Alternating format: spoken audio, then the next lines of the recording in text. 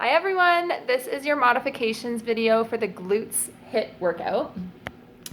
So I can show you, here is the workout. And below, if you scroll down, you actually see all of the exercises right there. Okay, so what I want to do is just give you a few different modifications that you can take if you check out the workout and you're like, ooh, that looks awesome, but I'm not sure if I'm quite at that level yet, or I'm working with a little injury that I need to be mindful of. So here's what we're doing. There's 5 exercises in this workout. The first one is a squat into a side kick. So without the prop, it looks like a deep squat into a side kick. So I like to have the chair here for the modification, so you can actually squat down. Make sure that you're maintaining that posterior scoop to the pelvis as you squat. Just don't go as deep if you're working with any knee injuries or rehab.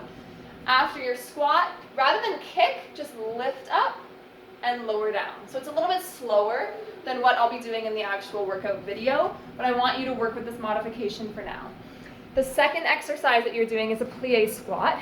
Most of you have done this one before. We take the chair in front of us, legs wide, toes pointed out, elbows rest on the chair, and you're just sinking down into that deep squat, maybe even lifting the heels and then going for that pulse.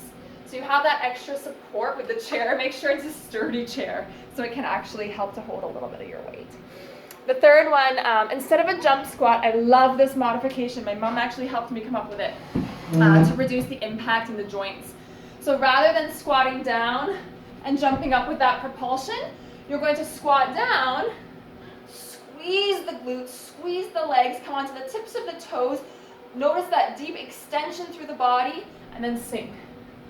So you're coming into that full extension on the tips of the toes. It feels so, so good. You can really feel that connection to your fascia on that one. So enjoy. The fourth and fifth actually will require little to no modifications. They are on all fours a fire hydrant lift into a glute lift. That's number 4. So can you guys see me? There we go, yeah. So number 4 is just a fire hydrant lift, abduction to the side, and then a glute lift.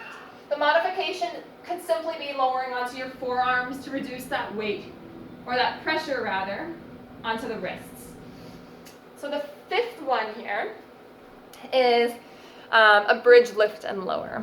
So your modification, let me angle you down a little bit more for this last one.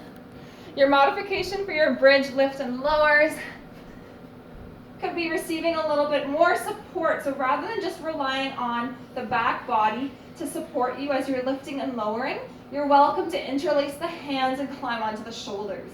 So it's a little bit less work. This makes it a little bit easier. I like to keep the arms out like this because it keeps the entire back body engaged. But just know that that's your modification if you're looking for a little bit of less work or load in that particular pose. Okay, so there's your 5 modifications for our glutes workout. See you on your mat.